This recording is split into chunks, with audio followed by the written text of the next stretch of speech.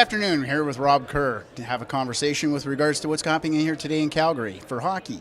Rob, all the years involved in minor hockey, what can you tell us about the best piece of advice you were given by one of your coaches?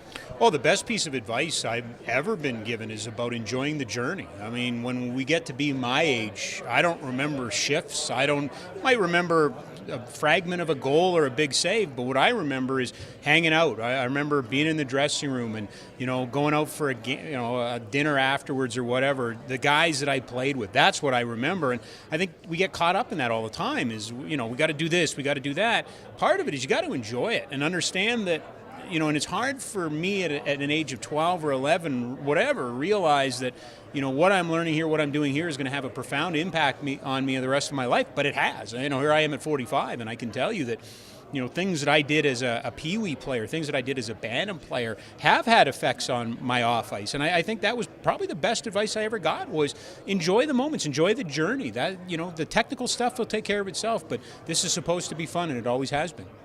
It is a game, but don't let life get in the way. Exactly. No, exactly. Enjoy it.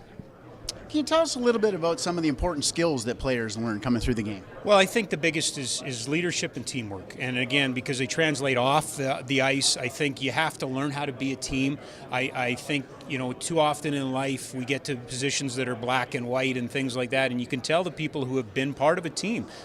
You have the ability, you have the right to battle for what you think is important, but at the end of the day, a team always makes a decision that impacts all of the people, and you have to, build consensus, and I think you do that through teamwork. And I think leadership. I don't care what level of hockey you play, because I'm here to tell you, I never played higher than Bantam D or whatever, Junior D. I mean, I was never a travel league guy, but I was a captain, and you have to be able to represent your team. You have to be able to talk to your coaches.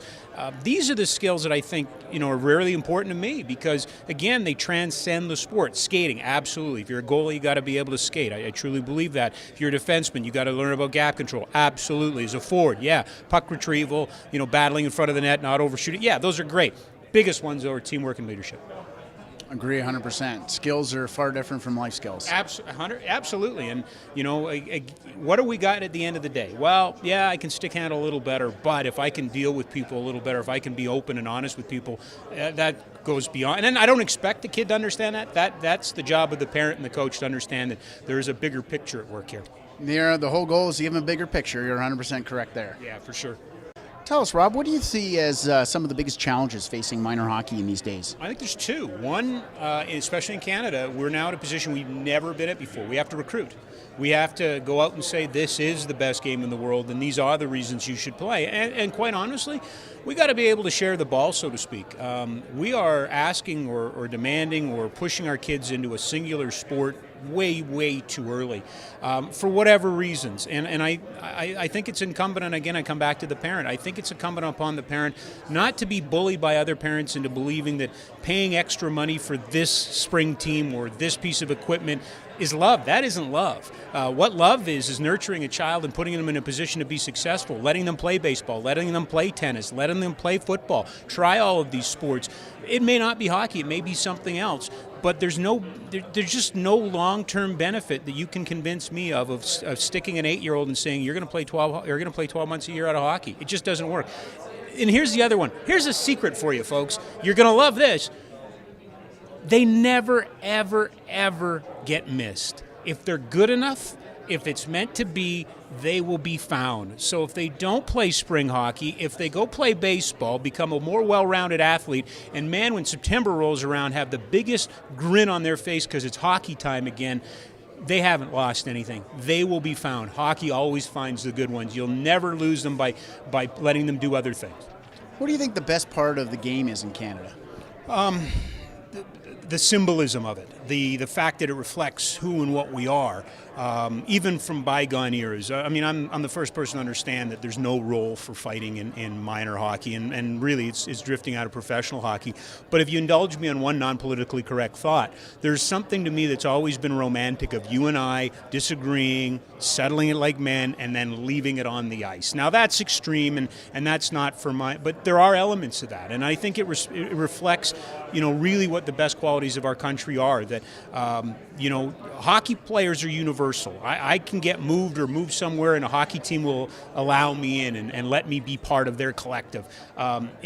It's all about competition, and this country competes as well as any country in the world. But there's a certain humble factor, for the lack of a better term, that I think hockey has always had, and we as Canadians love and embrace. I just think it's, to this day, it's got challenges, there's no doubt about it, but it's got greater opportunity, and part of that opportunity is to continue to represent what we as Canadians feel are our best qualities. I just want to change topic a little bit, talk a little bit about SO Minor Hockey Week. Yeah. We have that coming up. Why don't you tell us a little bit about your experience on SO Minor Hockey Week and what you think of the week-long program and what it means to players? Had a hat trick back in 1985, and I have the puck in my office. That was a big deal for me. Did you sign it? I did not. I just kept the puck. But part of my problem as a minor hockey player was I was bored all the time, so I kept changing positions, and I played goal the next year. And funny rule about minor hockey, and it's the right rule, that if you dress two goalies, both have to play. And we got into SO Minor Hockey Week, and we dressed two goalies. And I played the first half, came out, the other guy went in, and I just took my pads off and went out and played as a forward. I'll never forget that to this day. Shouldn't have done it. Dangerous as all get up, but loved every minute of it. Nothing wrong with playing. Nothing wrong with playing. And they didn't catch you. No, never do. Well, that's great. We really appreciate your time today, Rob. Hopefully we'll see you around the rink, and best of luck for the season. Thanks so much.